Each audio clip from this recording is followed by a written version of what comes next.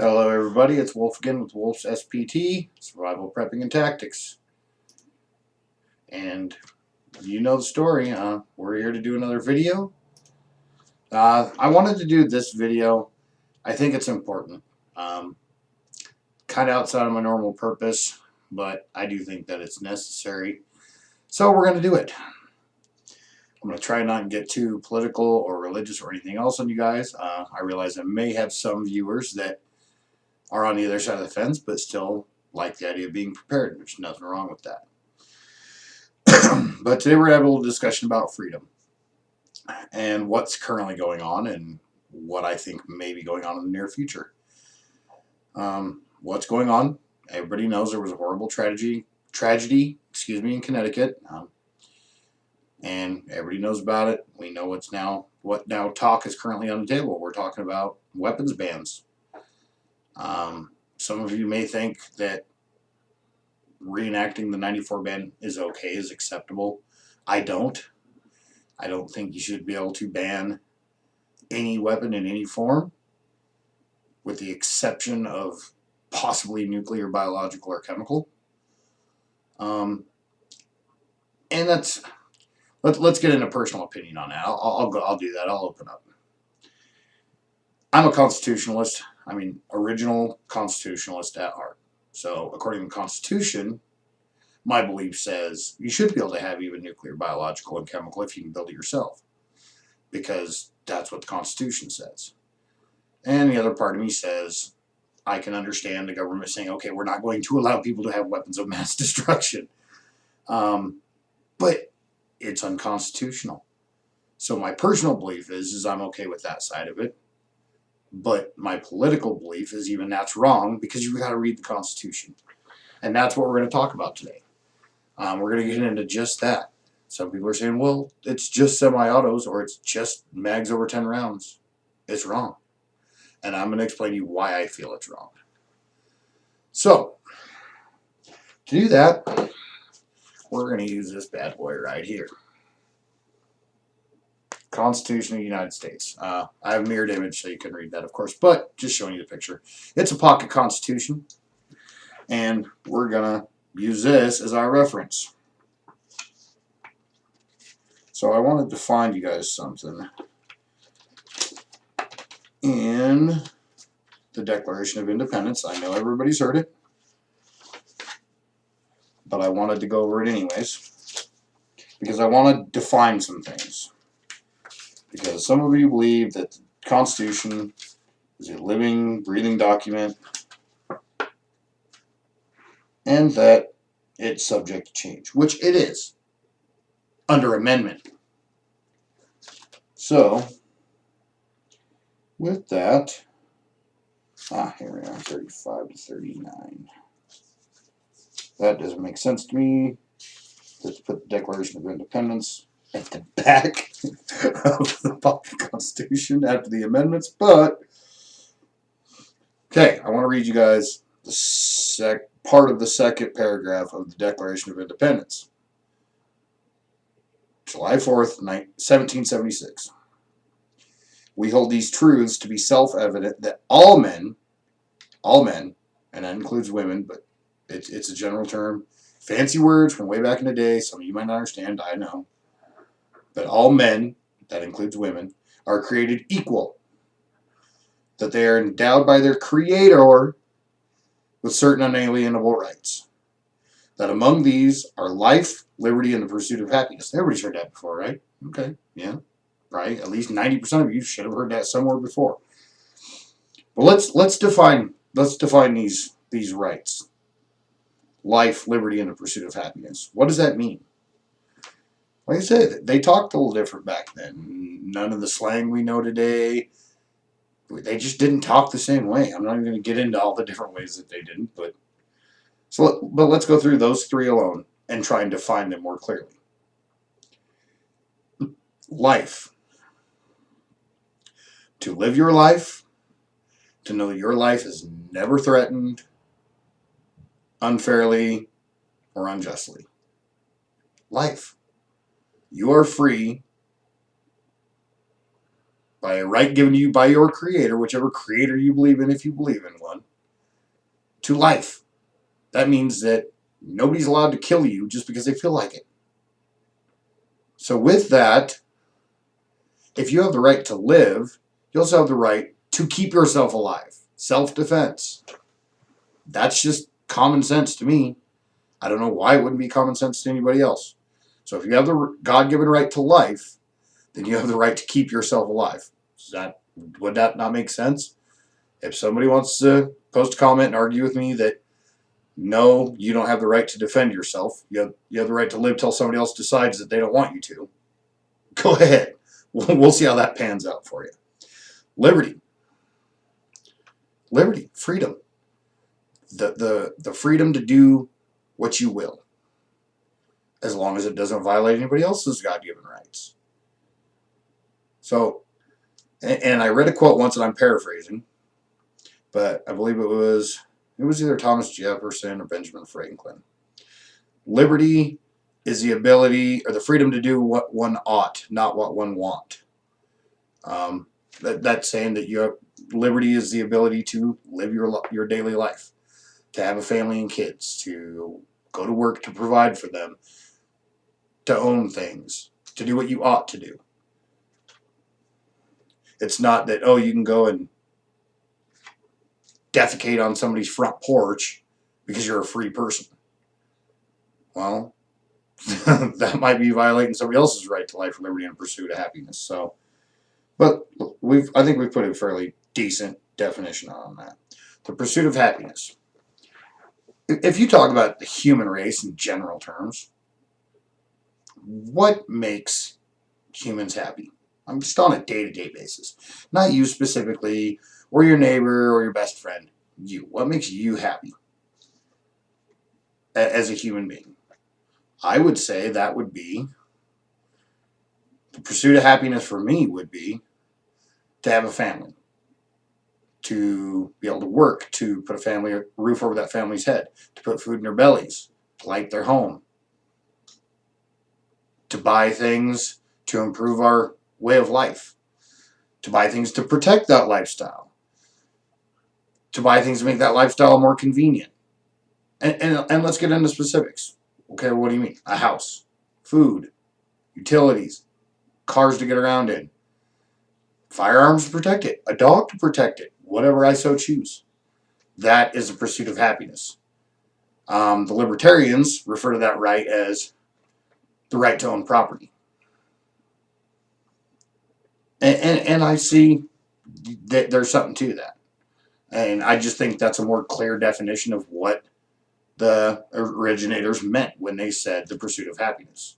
What do everyday people pursue in order to be happy? Material possessions, a lifestyle, a family. Typically, I think that's fairly accurate. So, let's sum up life: the right to be alive and to keep yourself alive. Liberty, the freedom to do what you feel you ought to do. And a pursuit of happiness, the liberty to own and pursue property, to own and pursue a lifestyle of your choosing that does not violate another's rights. So that right there. So we already know right here that the writers of the Declaration of Independence and the Constitution believe that God, whatever God you so believe in, believes that we have a right to defend ourselves. Okay, well that clears up a lot. So I guess if you're an atheist, then if a Muslim walks in the door and says, my God says I can kill you because you don't believe in my God, then you don't have the right to defend your own life. You have to sit there and let him kill you. Would that not make sense? I'm not going to get on a rant on religion. I just wanted to throw something out there that if you don't believe in any one creator, which is fine, I'm not saying it's wrong, but do you no longer have those God-given rights? No, you still have them God-given rights. Because this doesn't say whether you believe in them or not. It says that they believe that all men are created by a God and that he endows you with these rights. So that's where I was going with that. I know I was going a little off the rails for a second. You guys probably thought I was getting wacko. There was actually a method to my madness. It makes a pretty valid point, does it not? Okay, second place we're going to go today in this. And I highly recommend to anybody and everybody, I think it should be mandatory in schools. I know they teach it, but all I pretty much remember learning was the majority of the preamble, part of the Declaration of Independence, and the gist of what the Constitution said, and then the First and Second Amendments. That's it. I sincerely think that we need to far improve the teaching of the Constitution and the Bill of Rights and the Declaration of Independence in schools. But let's go now to the Second Amendment, the dreaded Second Amendment. Okay, guys. So most of you are probably gun owners, therefore you probably know what this says. Maybe not word for word, but you know what it says. I most times know it by heart, but sometimes my brain slips a little, but we're going to read it, we're going to talk about it. So, a well-regulated militia being necessary to the security of a free state, the right of the people to keep and bear arms shall not be infringed. So, I say, let's define militia. Because some people seem to think, oh, the National Guards are militia, or this is a militia, or that's a militia, or blah, blah, blah, blah, blah. So, let's just define it. Use my smartphone. Awesome phone. And I went to the free dictionary. It's an online free dictionary. It's thefreedictionary.com. Looked up militia. I already have it pulled up, so we don't have to wait for it to load. Definition 1. An army composed of ordinary citizens rather than professional soldiers. 2. A military force that is not part of a regular army and is subject to call for service in an emergency. 3. The whole body of physically fit civilians eligible by law for military service. Okay, so if you kind of add all three of them together, it kind of gets a little confusing. According to the second definition, a National Guard would qualify under that. But let's go with number 1, because I think that is the simplest and most sensible definition. Because at the time of the Revolutionary War, this is what militia meant. An army composed of ordinary citizens rather than professional soldiers. That is how this country was made free. You guys should have all studied the Revolutionary War, but let's simplify it. A few thousand, maybe tens of thousands, but let's just keep it general here, because I'm not going to do a bunch of fact-checking last minute, and then you guys say I'm wrong. Thousands of shop owners, journalists, farmers said, we're done. And they picked up arms, and they defeated what at that time was the greatest military the world had ever known. The British Army. Undefeated. Had been in wars with France, Russia. I don't even know all the wars that particular army of the British Army, part of the British Army, had been in wars in. But undefeated all over the world. Everywhere they went, they won. If you want to talk in monarchy terms, peasants defeated the British Army. And I tell you why I think how that's possible. I mean, a lot of factors factored in, but one thing in my mind holds true. Because they did what they knew was right in their minds and what they believed their God wanted them to do. But, so yeah, a militia. An army composed of ordinary citizens rather than professional soldiers. That means me, you, guy down the block, your buddy at the bar. We're all militia. Any one of us that is physically fit enough to pick up a weapon and go fight. We're a militia. We can be called up, asked to come serve by our state, and even our federal government at any time. Now, since they banned the draft, they just can't force us to do it anymore. So, a well-regulated militia, now that we know what they meant when they said militia, being necessary to the security of a free state. What do you mean a militia is necessary to the security of a free state?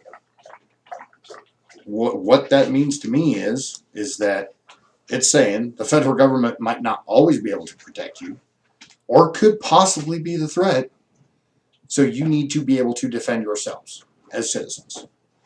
The right of the people to keep and bear arms shall not be infringed. Okay, so we just read through this. I read it in its entirety numerous times. Where in there does it say muskets, bayonets, or anything of the sort? Does it? No, it does not. Well, the framers of our nation could not have foreseen that we would have weapons of this capability. It does not matter. Look at their intent. Okay, so you recognize the fact that they did not realize the weapons we would have today.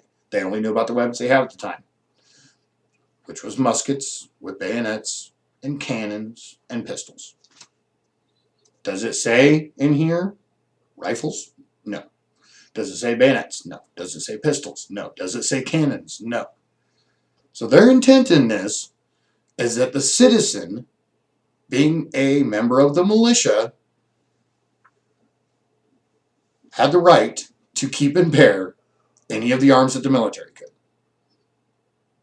And that is what I was getting to earlier when I said, personally, do I think people should be, the average Joe Blow should be able to create and make their own nuclear, biological, or chemical weapons? No. But politically, yes, I do, because that's what this says. This does not say for hunting. This does not say regular arms or rifles or muskets. We already went through that. It doesn't say any of that. So according to this right here, the Second Amendment, which is part of the Constitution because it is an amendment, it amends the Constitution. The people were bestowed the right by their God and by the government, the Constitution, the right to keep and bear any arms that the military had. Where are we coming with this today that, oh, well, that no longer applies and you shouldn't be able to have everything the military has? Okay, why not? Why shouldn't we? We should, because you don't know what's going to happen tomorrow. And I'm not going to be some conspiracy theorist say the government's out to get us all, but it could happen. And why should we be limited to bolt-action rifles against the military using full autos and 3-round burst firing weapons? Where in the Second Amendment or the Constitution does it say that? That's right, it doesn't. And so, with the current gun ban talk going on out around there, every one of you preppers, every one of you SPT watchers, subscribers, whoever you are, if firearms are part of your prepping plan, part of your philosophy, and I'm looking at my firearms down here, so I keep looking, because they're beautiful, and I love them, and they keep me free, and they keep you free as well. But should be doing everything you can to keep our right to keep and bear arms. It is fundamentally important. The Second Amendment is what secures our rights given to us by the rest of the Constitution. If we lose the Second Amendment, what's going to stop them from taking the First Amendment away? What's going to stop them from taking the Second Amendment away? What's going to stop them from taking anything away? Nothing. Nothing's going to stop them. What are we going to do? Rise up with pitchforks and baseball bats? Yeah, that'll work real well. So, I think every one of you that has firearms as part of your prepping plan and your philosophy needs to become a political activist today. I will tell you what I've done and what I expect every one of you that own and say you love firearms to do as well. I understand there are budgets and there are restrictions, but most of this you can do free of charge. Not a problem. First thing I want to list, it's not the order I did everything in, but it's the first thing I want to list. Join the NRA. It's $35 for a year. $35, that's not much. That is not much money for a whole year. I mean, you think about that. There's, 52 weeks in a year? So it's less than $1 a week. Look at it that way. Look, you think about the commercials that say, oh, feed this child, or, put clothing on them, or subscribe to this, AARP, is similar. It's only so much a day. This insurance, it's only so much a day. Being a member of the NRA, which uses every dollar you ever pay to them to go towards securing and keeping the Second Amendment alive. $35, less than $1 per week. I don't think that's unreasonable. and it's not a lot of money. Number two thing you should do that I did, and this one should apply to everybody that wants to be able to keep firearms around. I wrote every one of my legislators at my state level, at the federal level, the people who represent my state, every one of them. There's lists. I mean, you can look them up. It's simple. Google it. Bing it. I don't care. Search. You will find it. It's not hard to find. It lists their emails. Make a form letter because that's what you're going to get in return. But there's a point to it. So yeah, make a form letter and just click down the email addresses. Do it in one big mass mail. Don't care. Whatever's convenient for you, that's fine. Mail every one of them. Tell them you want to keep the Second Amendment as it or in full. You do not want a weapons ban of any type. And why? You're going to get back probably a form response. Unless you say something really profound and it gets brought to their attention by whoever it is they pay to read their emails, because I'm sure they don't read every one themselves. They get thousands a day, I'm sure. But it doesn't matter, because every email that whoever they pay to read their emails that says, I want to keep my guns, that gets tallied up and that gets sent to them.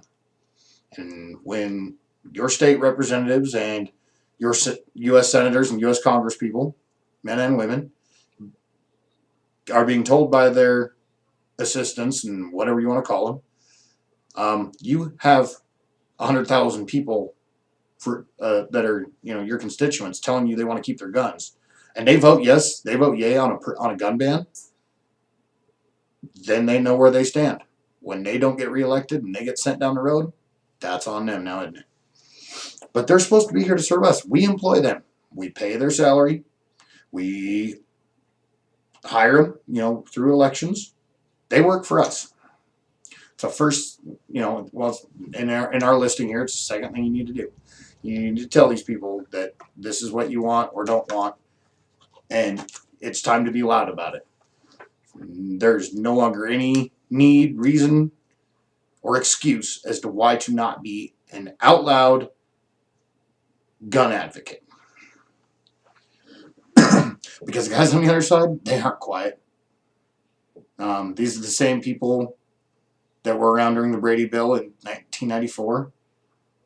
These are groups that will do anything and everything they can to get what they want. And their logic makes no sense. I mean, some of these people are people that belong to groups like PETA that say that no animal should ever be killed or harmed by humans. But then turn around and say it's okay to kill unborn babies. I'm just saying, this is their logic. Not saying it's wrong, saying it's their logic. And that they will stop at nothing to get what they want. So if they think irrationally, or what seems to be irrationally to me in that sense, that tells me that they're going to do whatever it is that they think they want or have to do to get that. So those are the two things I think you need to do on a political level. Join any other pro-gun groups that you know about too. There's too many to rattle off. Maybe some are free. Spread the word. Use social media. Shoot, I even suggest that. Be putting up posts on your social media saying that you're pro-gun. And be prepared to fight for it on a vocal or internet level. Because you're going to be attacked by friends, by family, by coworkers. You're going to be attacked. But we're no longer at the point where we can just sit there quietly and let them have their rants and us not have ours. Because if that's the route we go, we will lose this fight. The next thing I want to talk about is what I've been noticing, and I'm sure a lot of you are noticing the same. Guns are flying off shelves left and right, especially assault rifles. Now, I have conspiracy thoughts that pop into my head randomly from time to time. I'm sure we all do. I dismiss most of them fairly quickly, and I don't think this is one of them, but I thought I'd give that a prelude anyway.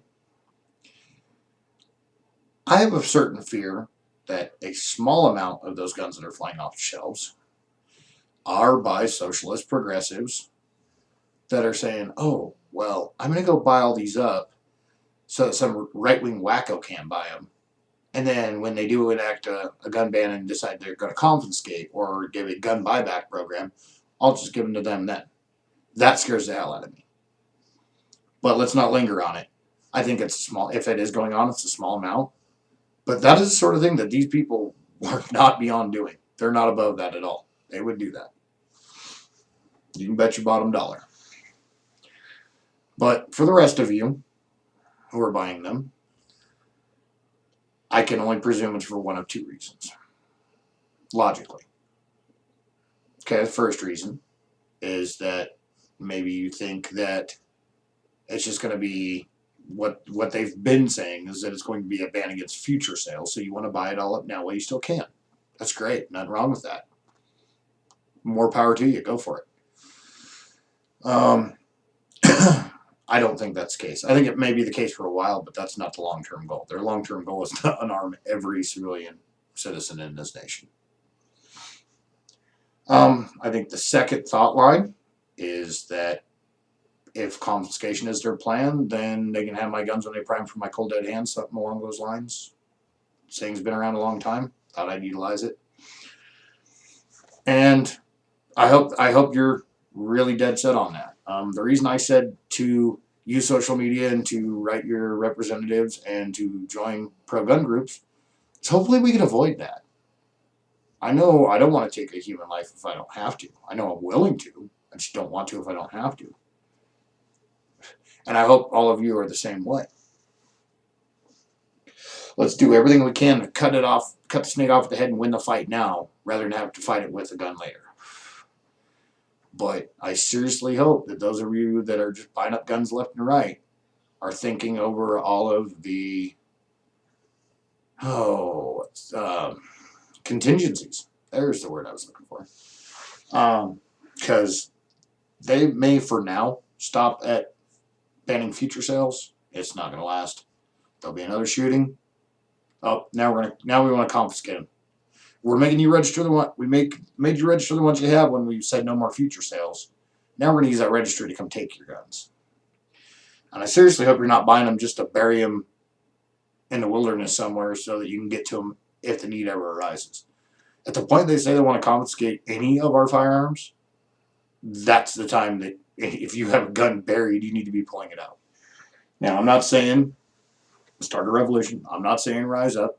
I'm saying if they say they're going to confiscate, if there is a movement to fight that at a physical level, then I encourage you to, if you feel you're up to it, to join that cause. Because, like I say, I sincerely hope we can beat this at a political level and at a social level, but I don't think that's going to happen. It may happen now. It may work for now. But I think in the long run, their goal is to take every one of our guns away. And then the rest of our rights will go with it. And possibly slowly, possibly not. You never know. Contingencies, guys. Plan for what you think's going to happen. Plan for what you think's not going to happen.